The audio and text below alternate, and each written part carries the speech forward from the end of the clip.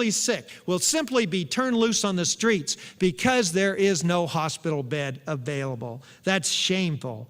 So it's these events: deinstitutionalization without community services, our government's ongoing failure to adequately fund community mental health services, overly restrictive commitment criteria, and reductions in psychiatric beds that have caused our jails and our prisons to begin bursting at the seams with persons, many of whom's only real crime is they got sick.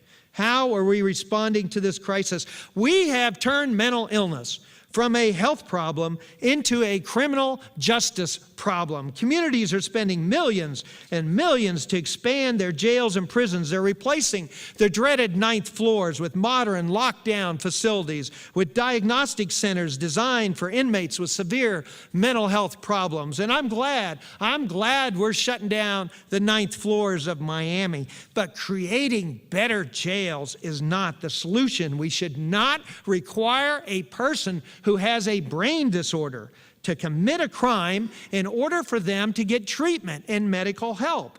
Getting arrested should not be the first step into getting treatment, and that is where we are heading in this country.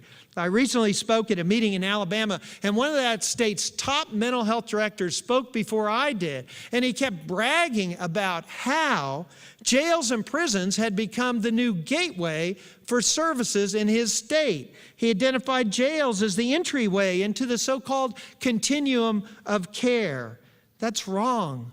Because of our current crisis, several cities have set up mental health courts and jail diversion programs to stop the flow of persons with brain disorders into our jails and into our prisons. And I applaud these programs and I endorse them. They make sense.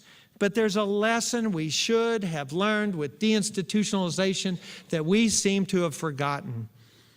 Diverting a psychotic person from jail is wonderful if that community has somewhere to divert them to. If there are no meaningful treatment and recovery programs, no access to affordable medication, no acute or long-term hospital beds, no housing, no peer-to-peer support, no therapy, no jobs, no assertive community access teams, and no help for recovery, then what are we accomplishing? Improving and broadening community-based health services is where we need to spend our tax dollars, not in building new jails. We need to fund early screening and early mental health intervention programs so we can help people while they're young. We need to put money behind peer-to-peer support and drop-in centers and clubhouses and job programs. Every community in America needs a crisis intervention-trained police and correctional officers taught how to deal with persons with mental illnesses. We need pre- and post-jail diversion programs. We especially need to find decent housing in our communities. Put simply, we need to provide persons with severe mental disorders a variety and full range of treatment services so they can meet their individual needs and help them recover. Or to be short, we need to turn mental illness back into a health issue where doctors take the lead rather than continuing to make this a criminal justice problem. People say to me, oh, what's the answer? The problem of mental illness is just so difficult. We'll never be able to solve it.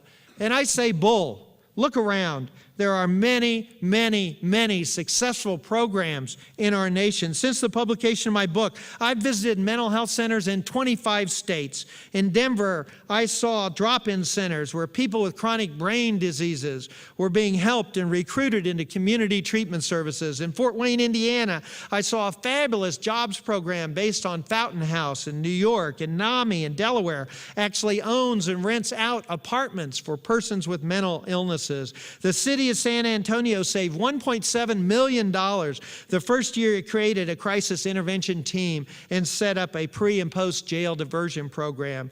In Washington State, they're using assertive community action teams with doctors and nurses and practitioners who go out and take people from institutions and help them move into the community. DuPage County, Illinois has a wonderful jail diversion program. People do get better. People can recover.